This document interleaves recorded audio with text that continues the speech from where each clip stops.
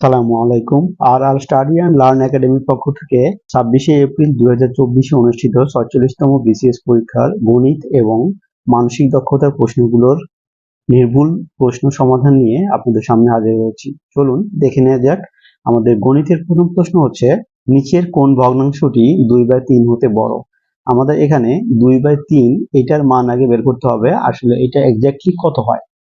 তো আমরা ভাগ করার ক্ষেত্রে আমরা একটা সহজ ট্রিক্স অবলম্বন করি, সেটা হচ্ছে কি, যে প্রত্যেকটা ভগ্নাংশের উপরে আমরা 10 দিয়ে গুণ করব। তাহলে কি হবে, এখন 20 কে আমি 3 দিয়ে ভাগ করব, তাহলে কত হবে, 3 6 18, 2 বাজবে, আবারও এভাবে যাবে 6.66 এভাবে যাবে। এরপরে আমি কি করব, এখানেও আমি 10 দিয়ে গুণ করব, শুধু লবকে 10 দিয়ে গুণ করব।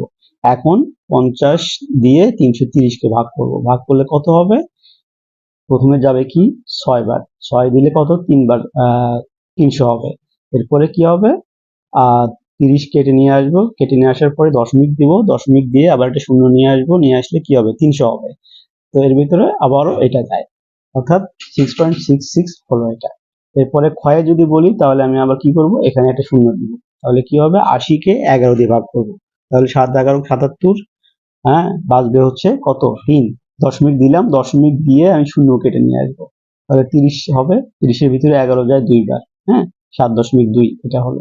এরপরে কি, এখানে 30 কে 5 দিয়ে ভাগ করলে হবে 6। এরপরে এটা হবে কত, 130। এরপরে 130 কে 27 দিয়ে ভাগ করলে কত হবে, 5 20 100, 5 7 35। এটা 4 বার যাবে, 4 পয়েন্ট সামথিং হবে।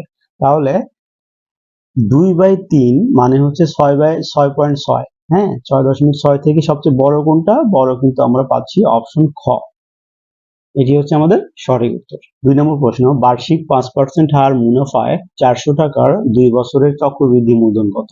এই অঙ্কগুলো একদমই সহজ। দেখেন এখানে 5% হার মুনাফা, 5% হার মুনাফা মানে হচ্ছে কত, তাহলে 105 টাকা হবে। হ্যাঁ, মানে 1 বছর পরে গিয়ে কিন্তু 100 টাকাতে 5 টাকা বাড়বে, তখন তার মুনাফা আসল হবে হচ্ছে 105 টাকা। এখন যেহেতু এখানে 2 বছরের কথা বলছে, তাহলে ব্যাপারটা হচ্ছে এরকম, যে আমাদের আসল হচ্ছে 400 টাকা। হ্যাঁ, এই যে আসল, এই আসল 400 টাকা গুণন, এবার কি হবে, যে 1 বছর পরে গিয়ে সুদ আসল হবে হচ্ছে 105 টাকা, ডিভাইডেড 100, গুণন আবারও 105 ডিভাইডেড 100। 2 বছর হওয়ার কারণে আমি 105/100 দুইবার লিখলাম। যদি 3 বছরের কথা বলতো এখানে, তাহলে আমি 3 বার গুণ লিখতাম। 400টা একবারই লিখতে হবে, বাট এই 105/100 এইটা আমি 3 বার লিখতাম যদি 3 বছরের কথা বলতো, এভাবে আর কি। তাহলে এই 2 শূন্য আর এই 2 শূন্য কাটা যাবে। এরপরে 4 দিয়ে 100 কে কাটলে কি হবে, 25। 25 দিয়ে 25 কে যদি আমি 5 দিয়ে কাটি, 5 5 25, আর হচ্ছে 5 দিয়ে এটাকে কাটলে 21। এরপরে 5 দিয়ে আবারও 105 কে কাটলে আবারও 21। এবার 21 এবং 21 এইটা গুণ করলে কত হবে, 441। অপশন খ, এটি হচ্ছে আমাদের 2 বছরের চক্রবৃদ্ধি মূলধন। 3 নম্বর প্রশ্ন, 100 হতে বড় দুইটি পূর্ণ সংখ্যার যোগফল 300 হলে সংখ্যা দুইটির অনুপাত কত? 100 থেকে বড় হতে হবে এমন দুটি সংখ্যা যাদের যোগফল 300, তাহলে সংখ্যা দুটির অনুপাত কত? 100 থেকে বড় যদি আমি সংখ্যা ধরি, তাহলে 100 থেকে বড় আমাদের প্রথম সংখ্যা হতে পারে, আমরা একটু সুবিধাজনক সংখ্যা নিব, 110 প্লাস হচ্ছে আর একটা হতে হবে 190। 110 আর 190 দিয়ে কিন্তু এই যে অনুপাতগুলো, এগুলো কিন্তু মিলানো যায় না। হ্যাঁ, এরপরে পরের সংখ্যা হতে পারে কি, 120 যোগ আর একটা হচ্ছে 180। তাহলে 120 আর 180 কিন্তু যোগ করলে 300 হয়। এখন 120 এবং 180 এটাকে যদি আমি অনুপাত করি, তাহলে 60 দিয়ে ভাগ করলে এটা হবে 2, আর এটা হবে হচ্ছে 3। এই যে 2:3 আমরা পেয়ে গেলাম অনুপাত। তাহলে আমাদের এই যে অপশন গ, এটি হচ্ছে সঠিক। 4 number, x² - 7x + 12 less than or equal 0 এর সমাধান সেট কোনটি? তাহলে আমরা এটার জাস্ট আমরা মিডল টার্ম করব, তাহলে কি হবে, x² - 4x - 3x + 12। হ্যাঁ, এরপরে কি হবে, আমরা এটা হচ্ছে less than or equal to 0। এরপরে কি হবে, x কমন নিলে x - 4 - 3 কমন নিলে x - 4 less than or equal to 0। এরপরে কি x মাইনাস 4 একটা হবে, আর একটা হবে x minus 3 less than or equal to 0। এখন এই যে 4 এবং 3 এই দুটো হচ্ছে আমাদের x এর মান। অপশন গ হচ্ছে সঠিক উত্তর। 5 নাম্বার অঙ্কটি আমরা এখান থেকে শুরু করব। সেটি হচ্ছে এই যে আমাদের যেই মানটার বের করতে হবে, এই মানের এখান থেকে শুরু করব। তাহলে এটার পরের লাইনটাই কি হবে, আমরা দেখি যে x plus 2y whole square দেওয়া আছে, অর্থাৎ এখানে সূত্র ফেলবো x স্কোয়ার প্লাস 2ab, অর্থাৎ কি হবে এটা 4xy প্লাস b স্কোয়ার, অর্থাৎ কি হবে এটা 4y স্কোয়ার। এটা হচ্ছে প্রথমটা, এতটুকু আমরা সূত্র ফেললাম। এর পরের অংশের কি হবে, এটা হবে কি y square plus 4yz plus 4z square plus এটা কি হবে, এই অংশটুকু সূত্র ফেললে বর্গের সূত্র z square plus 4zx plus 4x square equal to কি হবে, আমরা এই যে মান দেখেন x square y square z square equal to 2 দেওয়া আছে। হ্যাঁ, আমরা এখান থেকে সাজিয়ে লিখি x স্কোয়ার প্লাস এই যে y স্কোয়ার প্লাস এই যে z স্কোয়ার, এইগুলো আমি সাজিয়ে লিখলাম। এরপরে কি আছে 4xy, আমি 4 এখানে প্লাস দিব, আমি 4 কমন নিব, xy plus yz plus zx। হ্যাঁ, যেগুলো হচ্ছে 4xy 4yz 4zx, এগুলোর আমি 4 কমন নিয়ে একবারে লিখে দিলাম। প্লাস এবার আমি কি করব,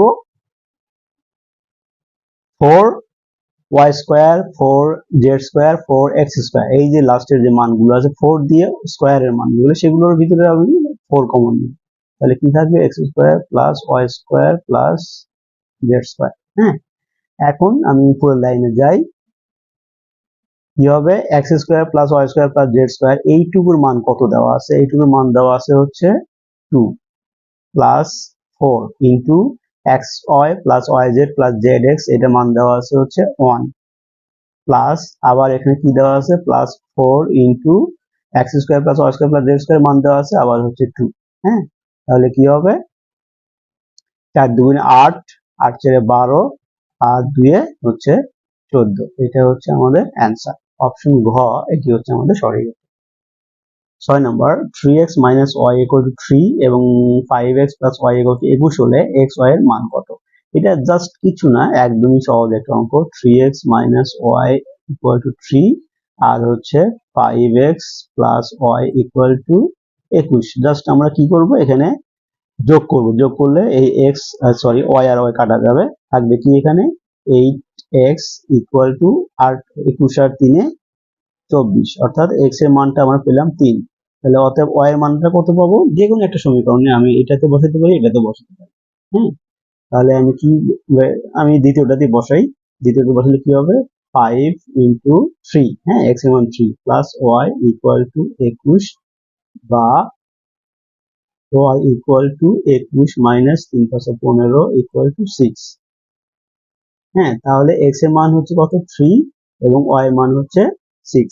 এটাই হচ্ছে আমাদের সমাধান, অপশন ঘ হচ্ছে সঠিক উত্তর।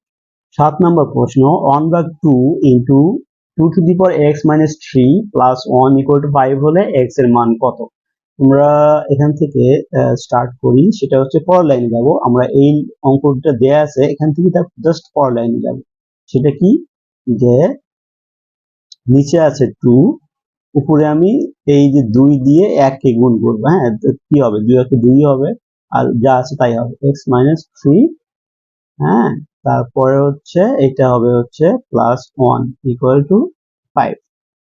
এখন আমরা কি জানি, 2 একই রকম যদি বেজ থাকে তাহলে কমন নেওয়া যায়, কমন নিয়ে উপরে কি আছে x মাইনাস 3, আর এই যে নিচের এই 2 এর উপরে এখানে একটা পাওয়ার 1 ছিল, যেহেতু এটা ভাগ আকারে আছে সংখ্যাটা, তাহলে এই একটা মাইনাস হয়ে যাবে। হ্যাঁ, তাহলে x মাইনাস 3 মাইনাস 1 হলো প্লাস 1 ইকুয়াল টু 5। তাহলে এটা কি লেখা যায়, যে 2 to the power x minus 4 equal to 5 থেকে এই যে একটা আবার পক্ষান্তর করলে 1 দিয়ে বিয়োগ হয়ে যাবে, তাহলে 5 থেকে 1 বাদ দিলে 4। That implies 2 to the power x - 4 equal to 4 কে আবার আমি এভাবে লিখতে পারি, হ্যাঁ 2 এর উপরে 2।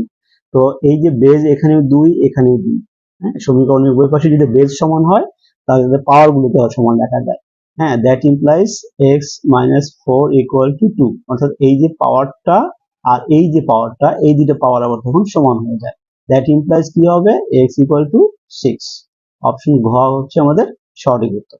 8 নাম্বার কি লগ, আমরা ঠিক এটার লাইনের ঠিক পরের লাইনে যাব অঙ্ক করতে। সেটা কি দেয়া আছে দেখেন, লগ √8, হ্যাঁ তাহলে log √8 to the power x equal to 3, সমস্ত 1/3 হলে x এর মান কত। আমরা এই ধরনের অঙ্কের ক্ষেত্রে কি দেখি যে এই যে রুটটা আছে এই রুটটা বেজ হিসেবে আছে, বেজ হিসেবে থাকবে। রুটের উপরে অঙ্কে পাওয়ার ছিল হচ্ছে x আর সমান সমানের এই পাশে ছিল হচ্ছে 3 সমস্ত 1/3, জাস্ট এই দুটো সংখ্যা চেঞ্জ হবে আর এই যে বেজ √8 এটা যা আছে তেমনই থাকবে। তাহলে এখানে আসবে কি 3 সমস্ত 1/3 ইকুয়াল টু হচ্ছে x। এটা হচ্ছে আমাদের লগের এই সূত্রের বিস্তৃত করার নিয়ম।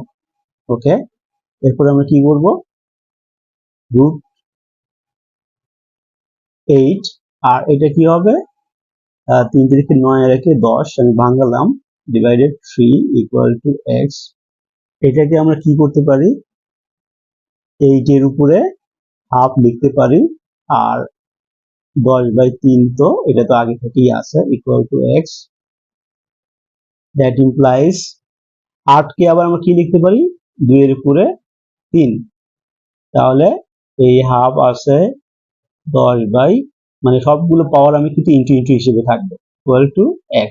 তাহলে এই 3 আর এই 3 কাটা যাবে, 2 দিয়ে 10 কে কাটতে হবে তাহলে 5, তাহলে কি হবে 2 এর উপরে 5 ইকুয়াল টু, অর্থাৎ x এর মানটা হবে 2 এর উপরে 5 মানে হচ্ছে 32।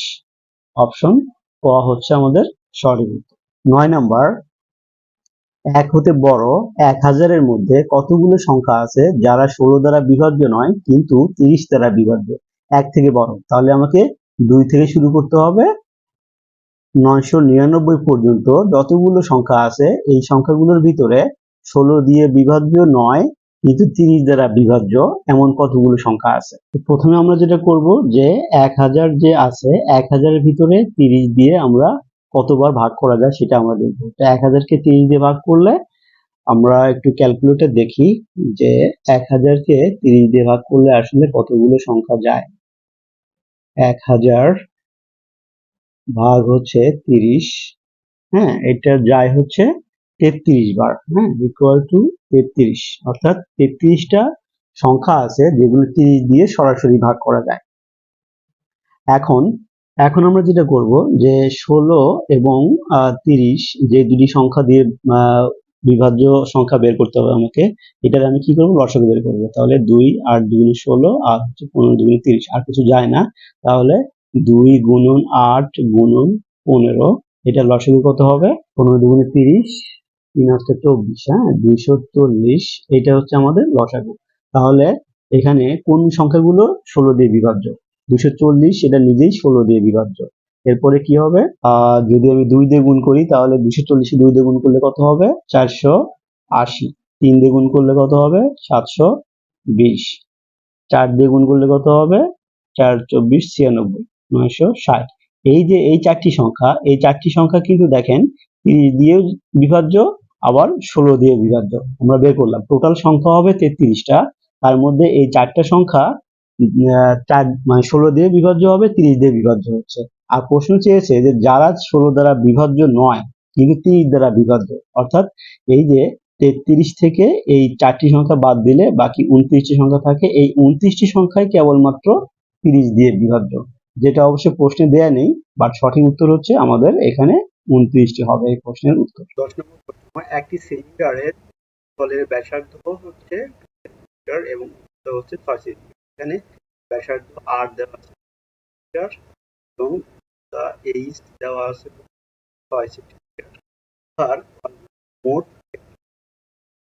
তলগুলি আমরা পাই r প্লাস এইচ, এটা হচ্ছে আমাদের তলের ক্ষেত্রফল। তাহলে আমরা জাস্ট মান বসাবো 2 পাই আর এর মান আর এখানে আর প্লাস এইচ, অর্থাৎ আর এর মান হচ্ছে প্লাস এইচ মানে 6, তাহলে এখানে কি হবে প্লাস 6 করে কি হবে 6 দুগুণে 8, 8 দুগুণে 16, 16 দুগুণে 32, আর হচ্ছে পায়ের মানটা যা আছে তাই থাকবে 32 পাই। পরবর্তী অপশন 11 নম্বর প্রশ্ন, কোনো একটি ত্রিভুজের পরিমাণ 28 ডিগ্রি সেলসিয়াস ও 62 ডিগ্রি সেলসিয়াস। আমরা জানি তিন কোণের সংখ্যা 180 ডিগ্রি, যেকোনো ত্রিভুজই হোক এটা 180 ডিগ্রি কোণের সংখ্যা। যেমন দুইটা কোণ দেয়া আছে, তো 28 ডিগ্রি প্লাস 62 এক হ্যাঁ কোণ মিলে, আর তৃতীয় যে কোণ এটা কিন্তু করতে হবে, তাহলে তো 180 ডিগ্রি হবে। তো ত্রিভুজের একটা কোণ যদি ডিগ্রি হয় তাহলে ওই ত্রিভুজটা কিন্তু সমকোণ হয়ে যায়, অর্থাৎ অপশন ক এটি হচ্ছে আমাদের সঠিক। 12 নম্বর প্রশ্ন, 4 সেন্টিমিটার বাহু বিশিষ্ট বর্গক্ষেত্রে পরিলিখিত বৃত্তের ক্ষেত্রফল কত হবে? অর্থাৎ আমি একটি বর্গ আঁকাই এরকম ভাবে, এবং একটা বৃত্ত হবে এরকম, এই যে বর্গক্ষেত্রটা আছে এই বর্গক্ষেত্রটার শীর্ষবিন্দু দিয়ে হচ্ছে যে বৃত্তটা আঁকানো হবে সেটি হচ্ছে পরিলিখিত। এখন এই যে এটা হচ্ছে ওই বৃত্তের কেন্দ্র, এবং এখান থেকে যদি আমি একটা রেখা টানি একদম এরকম যদি একটা রেখা টানি, তাহলে এই যে রেখাটা হলো এই রেখাটা একই সাথে বর্গের কর্ণ এবং একই সাথে এই যে বৃত্তটা আছে সেই বৃত্তের ব্যাস। ওটা কিন্তু এখানে মনে রাখতে হবে যে এখানে যে আমি রেখাটা টানলাম এই রেখাটা একই সাথে বর্গের হচ্ছে কর্ণ, কর্ণের দৈর্ঘ্য, আর একটা হচ্ছে আমাদের যে বৃত্তটা আছে বাইরে এই বৃত্তের কিন্তু ব্যাস। এখন আমরা কি জানি বর্গের কর্ণের দৈর্ঘ্য কত? বর্গের কর্ণের দৈর্ঘ্য হচ্ছে সূত্র হচ্ছে রুট এ। এই যে এখানে এ এইটা হচ্ছে বাহু, হ্যাঁ বর্গের বাহু, আর রুট টু হচ্ছে তাহলে কি হবে আমাদের এই যে বাহু কিন্তু দেওয়া আছে 4 সেন্টিমিটার, হ্যাঁ প্রশ্নে দেওয়া আছে, তাহলে রুট টু ইন্টু কত 4, অর্থাৎ 4, এটা হচ্ছে আমাদের কি বর্গের কর্ণ, আর এই বর্গের কর্ণটাই কিন্তু আবার বৃত্তের পুরো ব্যাস। হ্যাঁ বৃত্তের কেন্দ্র দিয়ে যে জ্যা গমন করে সেটা হচ্ছে ব্যাস, তাহলে এইটা হচ্ছে আমাদের কি ব্যাস, মানে এটা কিন্তু এই 4√2 বর্গের কর্ণ, আবার এটাই হচ্ছে ওই বৃত্তের ব্যাস। বৃত্তের ব্যাস যদি 4√2 হয় তাহলে ব্যাসার্ধ কত হবে? অতএব ব্যাসার্ধ কত হবে এই 4√2 কে 2 দিয়ে ভাগ করতে হবে, যেহেতু ব্যাসার্ধ অর্ধেক হয় তাহলে কি হবে 2 দিয়ে এই 4 কে কাটলে 2, তাহলে রুট এটা হচ্ছে আমাদের কি আর এর মান, হ্যাঁ এটা হচ্ছে আমাদের আর এর মান, বৃত্তের ব্যাসার্ধ আর এর মান পেলাম। চাইছি কি যে বৃত্তের ক্ষেত্রফল কত, তাহলে বৃত্তের ক্ষেত্রফলের সূত্র আমরা জানি, সূত্রটা কি পাই আর স্কয়ার, তাহলে স্কয়ার, তাহলে আমরা কোথায় করব এখানে 22/7 টু কি হবে 4 আর হচ্ছে ইন্টু 2। এখানে 22/7 যেটা রয়েছে এটা তো আমরা জানি যে পায়ের মান, পাই হিসেবে লিখতে হবে, যেহেতু প্রশ্নে যেহেতু অপশনে পাই দিয়ে রাখছে, তাহলে আমার কি হবে এই যে 4 2 8 8 পাই, হ্যাঁ অপশন ক হচ্ছে আমাদের সঠিক। 13 নম্বর প্রশ্ন, কনিক শব্দটির অক্ষরগুলো নিয়ে গঠিত বিন্যাস সংখ্যা কত? কনিক এখানে শব্দ রয়েছে কয়টি, সরি বর্ণ রয়েছে 5টি, অক্ষর রয়েছে 5টি, C O N I C 5টি, এখানে 5টি বর্ণ রয়েছে, তাহলে এখানে আমাকে যেটা করতে হবে যে 5 ফ্যাক্টোরিয়াল ডিভাইডেড কমন শব্দ আছে মানে অক্ষর আছে কয়টি, বা একই বর্ণ কয়টি, একই বর্ণ 2 জায়গায় বা 3 জায়গায় আছে, এখানে সি এবং এই যে সি, এখানে 5টার ভিতরে 2টা আবার হচ্ছে কমন, তাহলে যে 2 ফ্যাক্টোরিয়াল নিচে ভাগ হয়ে যাবে, টোটাল বর্ণ হবে হচ্ছে 5টা, এবং নিচে যেহেতু একই বর্ণ 2টি রয়েছে, সি 2টি রয়েছে, এই জন্য 2 ফ্যাক্টোরিয়াল হবে। তো এটাকে ভাঙার নিয়ম হচ্ছে যে এক এক করে কমবে, 5 গুণন 4 গুণন 3 গুণন 2 গুণন 1, এটা হচ্ছে নিয়ম। হ্যাঁ যেখান থেকে শুরু করবো একেবারে একে গিয়ে শেষ হবে, তেমনি 2ও এভাবে ভাঙা হবে 2 গুণন 1, হ্যাঁ গুণন 1 আর এই 2 গুণন 1 কাটা যাবে, থাকবে কি উপরে 5 4 3 এগুলো আবার গুণন, তাহলে 3 4 12 5 12 60। এই 60 হচ্ছে আমাদের উত্তর। এখন অর্থাৎ 60 ভাবে তাদেরকে সাজানো যাবে বা বিন্যাস করা যাবে। 14 নম্বর প্রশ্ন, যদি a ইকুয়াল টু x, যেন x হলো 5 এবং 7 দ্বারা বিভাজ্য এবং x লেস দেন 150। এখন 5 এবং 7 দ্বারা বিভাজ্য অনেকগুলো সংখ্যা আছে, 35 আছে, আবার হচ্ছে এরকম 105 আছে, এরকম অনেক সংখ্যা পাওয়া যাবে। এটা সহজে বের করার উপায় হচ্ছে আমার কি 5 এবং 7, হ্যাঁ, এবং এই 5 এবং 7 এর আমি লসাগু বের করব। যেহেতু 5 এবং 7 এর ভিতরে যায় না, তাহলে 35 হচ্ছে আমাদের কি 5 এবং 7 এর লসাগু। এখন এই 35 কে আমি গুণিতক হিসেবে ধরলে 150 এর ছোট আমি সংখ্যাগুলো পেয়ে যাব, যেটা 5 এবং 7 উভয় দিয়ে বিভাজ্য হবে। তাহলে 35, ওকে 35, 35 দুগুণে 70, 3 35 কত হবে 105, তারপর 4 35 কত হবে 140, হ্যাঁ, এরপরে তো 175 হয়ে যাবে, এটা তো 150 পার হয়ে যাবে, 150 এর নিচে থাকতে হবে। তাহলে এই 4টি সংখ্যা আমরা কিন্তু পেয়ে গেলাম, যেগুলো 5 এবং 7 উভয় দ্বারাই বিভাজ্য এবং 150 এর ছোট। এখন এখানে এটা কিন্তু হচ্ছে n এর মান, ওকে, তাহলে সরি এর মান। তাহলে পি অফ এ যেটা আমরা এখানে বের করি সেটা কি আসলে মূলত হয়, সেটা হচ্ছে 2^4। হ্যাঁ, যে 4টে সংখ্যা আছে এখানে, তাহলে 2^4, 2^4 মানে হচ্ছে কি 16। তাহলে পাওয়ার অফ এ এর সদস্য সংখ্যা হবে 16, অপশন হ। 15 নম্বর প্রশ্ন, একটি থলিতে 5টি নীল, 10টি সাদা এবং 20টি কালো বল আছে। দৈব চয়নের মাধ্যমে একটি বল তুললে সেটি সাদা না হওয়ার সম্ভাবনা কত? হ্যাঁ, সাদা হওয়া যাবে না। দ্যাট মিনস নম্বর অঙ্ক কি বলছে, একটি থলিতে 5টি নীল, 10টি সাদা, 20টি কালো বল আছে। দৈব চয়নের মাধ্যমে একটি বল তুললে, হ্যাঁ, এখানে একটি বল তুললে একবার তুলতে হবে, তুললে সেটি সাদা না হওয়ার সম্ভাবনা কত? তাহলে এখানে সাদা বল উঠানো যাবে না। দ্যাট মিনস আমাকে 5টি নীল এবং 20টি কালো এইগুলোর ভিতরে তুলতে হবে। তাহলে এই 5টি নীল আর কালো, তাহলে 5 5 কি হচ্ছে বলের ভিতরে আমাকে তুলতে হবে। আর টোটাল বল আছে কয়টা, 35টা, কারণ ওই যে সাদা আর হচ্ছে কালো 35, কাটাকাটি করলে 5 5 5 7 35।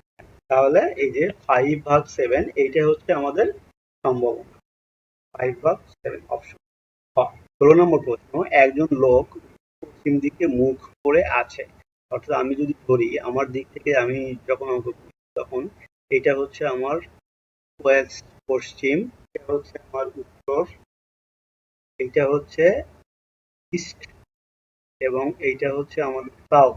ওকে, কি বলছে, একজন লোক উত্তর পশ্চিম দিকে মুখ করে আছে, উত্তর পশ্চিম, অর্থাৎ এই দিকে সে মুখ করে আছে। হ্যাঁ, এই যে এটা হচ্ছে নর্থ মানে উত্তর আর ওয়েস্ট মানে হচ্ছে পশ্চিম। হ্যাঁ, তো এই দিকে সে মুখ করে আছে। ওকে, সে ঘড়ির কাঁটার দিকে 90 ডিগ্রি ঘুরে। হ্যাঁ, তো ঘড়ির কাঁটার দিকে 90 ডিগ্রি বলতে সে কি করবে এখন, সে এই যে এই দিকে কিন্তু 90 ডিগ্রি ঘুরবে। হ্যাঁ, 90 ডিগ্রি যখন ঘুরবে তখন যেটা হবে, তখন সে আসলে এখন এই দিকে মুখ করে আছে, অর্থাৎ উত্তর এবং পূর্ব। হ্যাঁ, উত্তর এবং পূর্ব মনে রাখতে হবে। এখন সে দ্বিতীয় পজিশনে যেটা আছে সেটা হচ্ছে উত্তর পূর্ব। এরপরে কি বলছে, যে তারপরে ঘড়ির কাঁটার বিপরীত দিকে 180 ডিগ্রি ঘোরে। এখন এইখান থেকে সে সোজা আবার এই যে বিপরীত দিকে, হ্যাঁ, উল্টা দিকে ঘুরতেছে। এবার উল্টা দিকে ঘুরে সে এখন এই দিকে ঘুরবে। তো এটা কোন দিকে হচ্ছে, এটা হচ্ছে পশ্চিম আর হচ্ছে দক্ষিণ, হ্যাঁ, সাউথ এবং ওয়েস্ট। তাহলে পশ্চিম এবং দক্ষিণ দিকে আছে। আচ্ছা, এই পর্যন্ত আমাদের এখানে পশ্চিম এবং দক্ষিণ দিকে আছে। এটা হচ্ছে 3 নম্বর ঘোরার দিকে। তারপর একই দিকে আরো 90 ডিগ্রি ঘোরে, অর্থাৎ এখান থেকে সে আরো 90 ডিগ্রি ঘুরে। হ্যাঁ, তাহলে 90 ডিগ্রি ঘুরলে এখন কোন দিকে আছে সে, এখন সে এইখানে আছে, অর্থাৎ এটা হচ্ছে পূর্ব, এটা হচ্ছে দক্ষিণ। তাহলে পূর্ব দক্ষিণ দিকে সে মুখ করে আছে, পূর্ব দক্ষিণ বা দক্ষিণ পূর্ব, এটা হচ্ছে আমাদের সঠিক। 17 নম্বর প্রশ্ন, নিম্নের শব্দগুলো অভিধানে যে ক্রমে আছে সেভাবে সাজান। এখানে আমরা অভিধানের ক্ষেত্রে যেটা দেখি যে অ্যালফাবেটিক নিয়ম অনুযায়ী সাজানো হয়, অর্থাৎ এ সবার আগে থাকবে, এরপরে বি, বির পরে সি, এভাবে। তো এখানে সবগুলো শব্দ যেহেতু পি দিয়ে শুরু, তাহলে পি এর পরে সবচেয়ে প্রথম অক্ষর হচ্ছে এ, এটা আগে আছে। হুম, পি এ, তারপরে হচ্ছে এস, এরপরে পি, এরপরে হচ্ছে ই। হ্যাঁ, অর্থাৎ 3 সবার আগে হবে, এরপরে 5 হবে। 3 সবার আগে, এই যে 3 সবার আগে, এরপরে 5। হ্যাঁ, আর বাকিগুলো এমনি মিলানো থাকে। তাহলে অপশন খ এটি হচ্ছে সঠিক। কারণ পি এর পরে এ, এটা হচ্ছে সবার আগে আসবে এই শব্দগুলোর ভিতরে। এরপরে হচ্ছে পেবল, এটা যদি পির পরে ই আছে, এরপরে গুলো এমনি মিলে যাবে। তাহলে অপশন খ হচ্ছে আমাদের সঠিক। 18 নম্বর প্রশ্ন, একটি ছবিতে একজন পুরুষের দিকে ইঙ্গিত করে একজন মহিলা বললেন, আচ্ছা এটা হচ্ছে ম্যান। হ্যাঁ, এটা ম্যানের ছবি দেওয়া আছে এখানে। তো আর একজন মহিলা এখানে ফিমেল।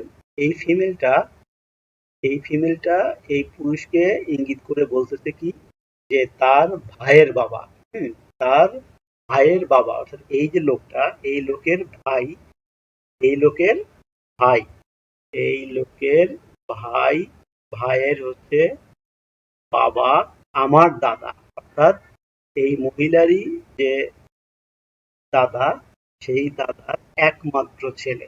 অর্থাৎ দাদার একমাত্র ছেলে কিন্তু আবার সেই বাবার দিকেই যাচ্ছে। হ্যাঁ, দাদার একমাত্র ছেলে বলতে এই মেয়েটারও ওই বাবা একটাই। হ্যাঁ, ওই এই লোকের যে বাবা, এই মেয়েটারও কিন্তু ওই সেম বাবা। এখন যেহেতু বাবা দুজনের একই, তাহলে আসলে এরা দুজন হচ্ছে ভাই বোন সম্পর্ক। তাহলে এই যেটা বলা আছে যে ছবি পুরুষের সঙ্গে উক্ত মহিলার সম্পর্ক কি, মহিলার সম্পর্ক হচ্ছে অপশন গোয়ায় দেওয়া রয়েছে, এটা হচ্ছে বোন হবে। তিনি আসলে ওই পুরুষের বোন। 19 নম্বর প্রশ্ন, যদি ইকুয়াল টু 10 কিন্তু আমাদের 5 নম্বর বর্ণ, তাহলে 5 × 2 = 10 করে ফেলছে। অর্থাৎ বর্ণের যে অবস্থান, সেই অবস্থানকে দ্বিগুণ করে 10 করে ফেলছে। যে হচ্ছে 10 নম্বর বর্ণ, এটাকে 20 করে ফেলছে, ডবল। ও হচ্ছে 15 নম্বর বর্ণ, এটাকে 30 করে ফেলছে। ই হচ্ছে 20 নম্বর বর্ণ, এটাকে 40 করে ফেলছে। তাহলে বি, হ্যাঁ বি হচ্ছে আমাদের 2 নম্বর বর্ণ, এরপরে ই হচ্ছে কি 5 নম্বর বর্ণ, এস। এখানে একটা জিনিস দেখেন, টি যদি 20 নম্বর বর্ণ হয়, তাহলে পি কিউ আর এস। হ্যাঁ, P Q R S T, অর্থাৎ এই টি হচ্ছে 20 নম্বর, এটা 19, এটা 18, এটা 17, এটা 16, অর্থাৎ টি হচ্ছে আমাদের ই 16। আর তাহলে এখানে এস যেহেতু বলছে, সরি এস, এটা 19 নিলেই হয়ে যাচ্ছে, আমাদের টি পর্যন্ত আসতে হচ্ছে না। এটা হচ্ছে 19 আর টি হচ্ছে কি 20। তাহলে প্রত্যেকটার এখন ডাবল করতে হবে।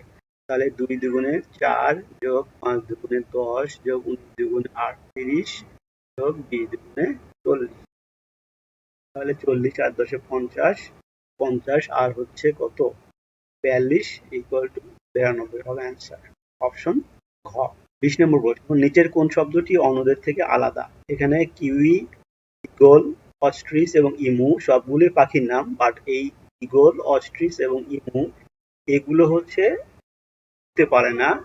একমাত্র কিউই পাখিটা এটা হচ্ছে উঠতে পারে। দ্যাটস ওয়াই এটি হচ্ছে সবচেয়ে আলাদা, এই শব্দগুলোর ভিতরে এটি হচ্ছে আলাদা। 21 নম্বর প্রশ্ন, একজন মহিলা বলেছেন, আপনি যদি আমার নিজের বয়সকে উল্টে দেন তাহলে তা আমার স্বামীর বয়সকে নিতে হয়। তিনি আমার থেকে বয়সে বড় এবং আমাদের বয়সের পার্থক্য আমাদের মোট বয়সের যোগফলের 11/1 মহিলার বয়স কত? এখানে একমাত্র অপশন গ, এটি দিয়ে যদি আমি অঙ্কটা করি তাহলে কি হবে, মহিলার বয়স যদি 45 হয়, তাহলে স্বামীর বয়স কত হবে, তার উল্টা করতে হবে। তাহলে কি হবে, এটা গণ্য হবে।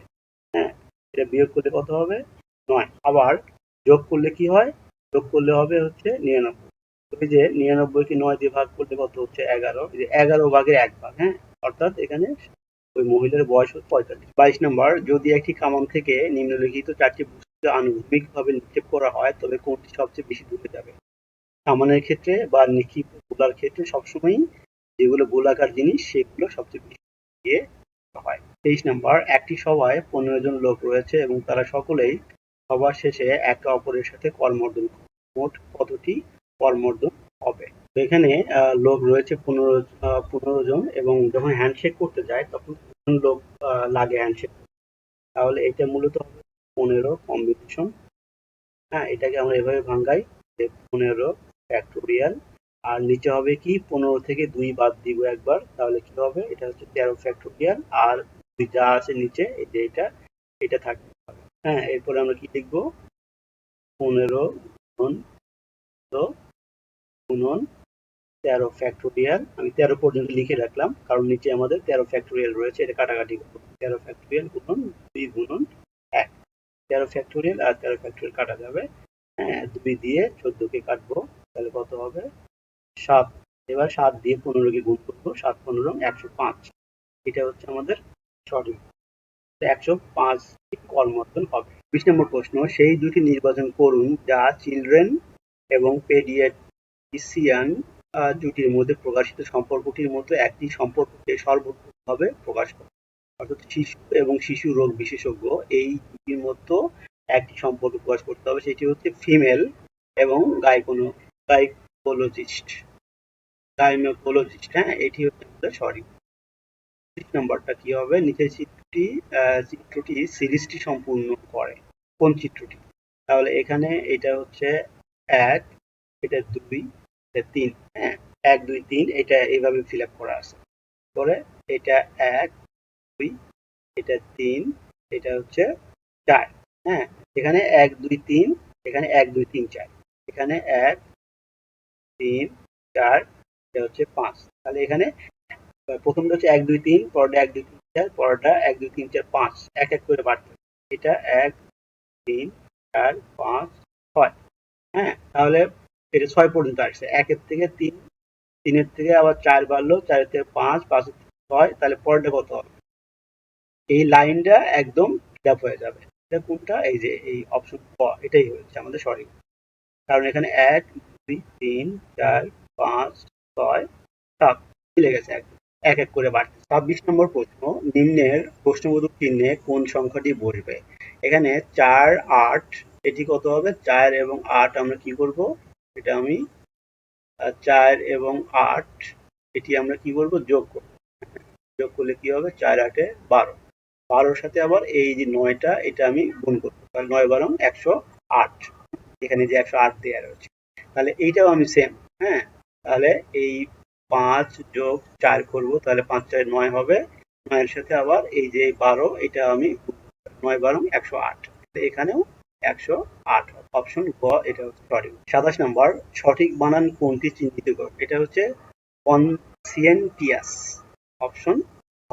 28 নম্বর, একটি কমিটিতে পুরুষ এবং মহিলার সংখ্যা একটি অনুপাতে 3:2 হলে মহিলার সংখ্যা 25 জন হলে পুরুষের সংখ্যা কত হবে? এখানে 3:2, এটা হচ্ছে পুরুষ, একটি কমিটিতে পুরুষ ও মহিলার সংখ্যা, এটা হচ্ছে পুরুষ এবং এটা হচ্ছে মহিলা। তো মহিলা দেওয়া আছে হচ্ছে কত? 25। তো 2 থেকে 25 এটা কিভাবে হবে? 12.5। তাহলে 3 কেও 12.5 দিয়ে গুণ করলে কত হবে? 3 36। 36 এর চাইতে একটু বেশি হবে। তো এখানে তো এরকম কোনো অপশন দেয়া নেই। সুতরাং এই প্রশ্নে অ্যান্সার না করাটাই বেটার। হ্যাঁ, সঠিক উত্তর নাই এখানে। 29 নম্বর, ইউবিকিউসাস শব্দটি সমর্থক শব্দটি চিহ্নিত করুন। ইউবিকিউসাস শব্দটির সমর্থক শব্দ হচ্ছে ওয়াইড স্প্রেড। অপশন গ। 30 নম্বর, 5টি ধারাবাহিক পূর্ণসংখ্যার গড় হলো 15। সবচেয়ে বড় পূর্ণসংখ্যাটি কত? 5টি ধারাবাহিক পূর্ণসংখ্যার গড়, অর্থাৎ 15 কে আমি মাঝখানে রাখবো, রেখে 16 17, আর এদিকে আবার 2টি বাড়াবো, 14 হবে আর একটা 13 হবে। হ্যাঁ, এই যে 5টি সংখ্যা, এদের গড় কিন্তু এই 15 হবে। এখন এই সংখ্যাগুলোর ভিতরে সবচেয়ে বড় সংখ্যা কোনটি? বড় সংখ্যা হচ্ছে এই যে 17, বাট 17 কিন্তু এখানে অপশনে দেয়া নেই, কাজে এই প্রশ্নটিও অ্যান্সার করা যাবে না। যেহেতু এগুলো মানসিক দক্ষতা, কাজে কিছু প্রশ্ন ভুল দেয়া থাকবে, ওইগুলো অ্যান্সার না করাটাই বেটার। এই হচ্ছে আমাদের 45তম বিসিএস এর গণিত এবং মানসিক দক্ষতার 30টি প্রশ্নের সঠিক। সবাইকে ধন্যবাদ ভিডিওটি দেখার জন্য।